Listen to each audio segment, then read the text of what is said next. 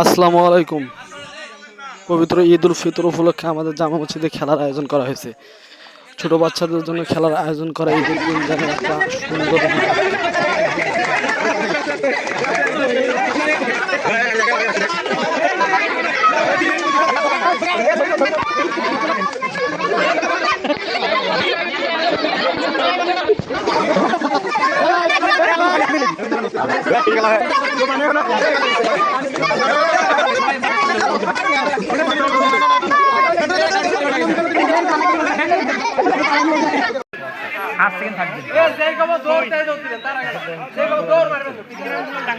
হ্যাঁ one one two করবেন,